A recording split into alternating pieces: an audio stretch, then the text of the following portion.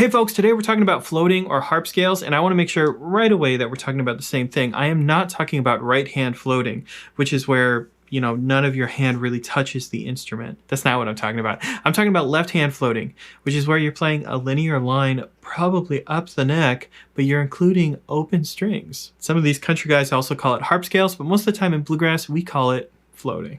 You might also remember floating from the movie It, where Georgie loses his paper boat down the storm drain, and then Pennywise says, "We all float down here," and then he plays Georgie like a sweet contest arrangement of Angeline the Baker with a bunch of floating in it, something like that. I guess I haven't seen that movie in a while. So how does floating work? Well, I like to think about it like this. By the way, if you're a sheet music reader, try looking at the tab for this one. You'll get the important position info that doesn't appear in the sheet from the tab. Here's a normal box 1 G major pentatonic scale by the nut. Those of you that did your bluegrass homework know that you could transition to a different pentatonic box using an escape note. This creates a really cool moment where I have an open G string followed by this A note that would have been played on 2nd fret of the G string previously, but now it's played on the 7th fret of the D string. For that brief moment, we're in between scale shapes. So you might ask the question, instead of shifting from one shape to the other, what if we stayed in this in-between world? Well, that's where the floating magic is. Imagine our simple box 1 pentatonic again. On every fretted note possible, I'm going to play the same pitch, 1 string lower, and roughly 5 frets higher. Now, we end up with this awesome floated G major pentatonic scale.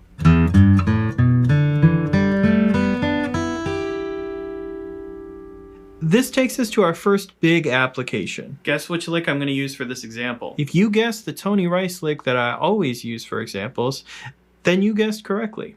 This relatively simple tag can become this cool floated phrase. You can do this with a ton of basic bluegrass guitar licks. In fact, let's do that right now. So here's a ton of basic licks played in box 1 and then played floated.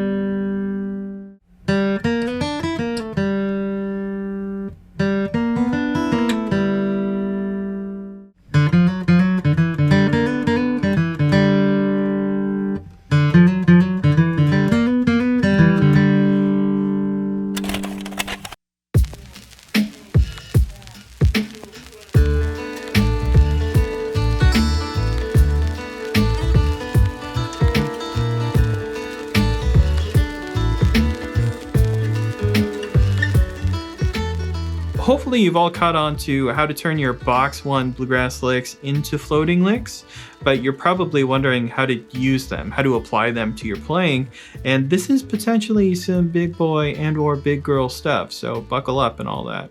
My favorite way to use floating right now is what I'm going to show you today, and that's using floating instead of escape notes. So let's recap escape notes real quick. Escape notes are an open string inserted into a lick that facilitates a shift from one part of the neck to another, usually from higher up on the neck to lower down on the neck. Let me give you an example of one of my favorite escape note licks. It goes something like this.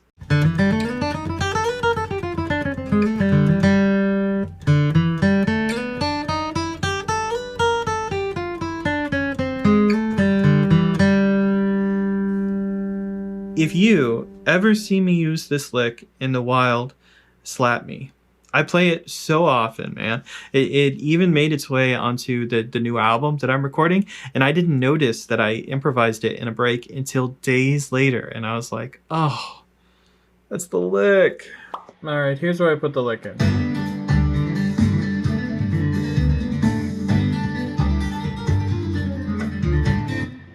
That was it. That was the lick. So maybe we can spice this lick up so it doesn't bring shame to my family. Here's a relatively pentatonic solution.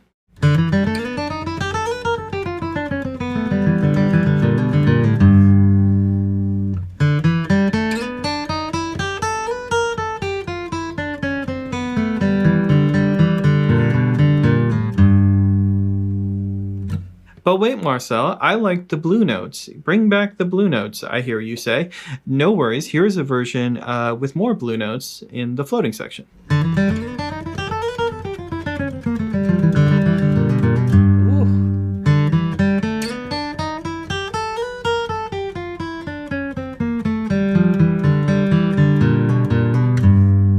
Honestly, I am in love with these new licks, with this new kind of lick, and I wish I saw it more often. Like, I wish I could transcribe stuff like this, but I really don't see many players doing it.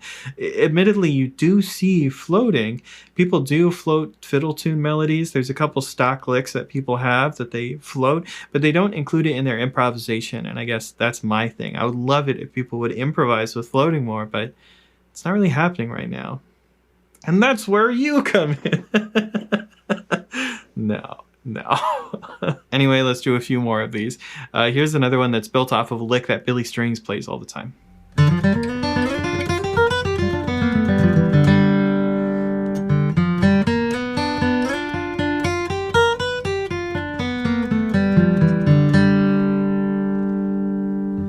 There's this one Tony Rice lick that he always ends with an escape note, but what if it wasn't an escape note? What if it had like a little bit of floating in there too?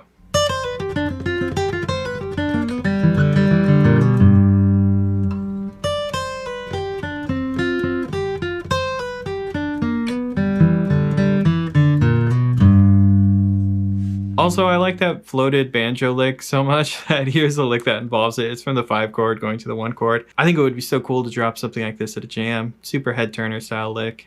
Anyway, take a listen.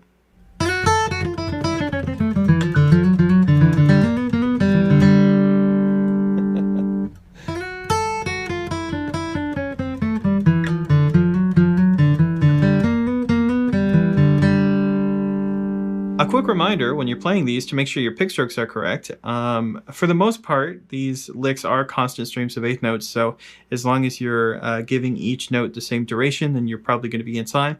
But remember not to rush your slides or take too long with your slides. That's something I see in people that aren't super familiar with rhythm notation. That is where they go wrong. You got 2 8th notes, there's a slide in between. Make sure both of those notes get the same weight and the slide is directly in the middle. Hope that makes sense. Of course, if you did want to check that timing and do a little more work, you can just rewind the video and see more of my playthroughs and slow them down, or just watch carefully, and that'll give you answers about how the rhythm works as well. You can always hit that settings wheel, go to playback speed, and turn it down to something a little more reasonable. Is there anything else I want to say? You can do this with other keys, by the way. I only gave you examples for G, really, but if you did this for other keys, you have to be careful because no other pentatonic scale is going to have as many open strings available as G. In fact, all of the open strings of the guitar are the 5 notes in the G major pentatonic scale, so no key is going to work out quite as well as G major, or I guess its relative minor, E minor pentatonic will work out. Alright, if you like taking a lesson from the biggest, baddest Billy Goat in the barnyard, you can do all the normal YouTube stuff. You can also check out my website for a bunch of free tabs, transcriptions. You can check out this YouTube channel every Tuesday at noon Eastern Time. We do a live stream and I transcribe suggestions from chat. That's always super fun. But yeah, I think that's all I got for you. So I'll see you all next time.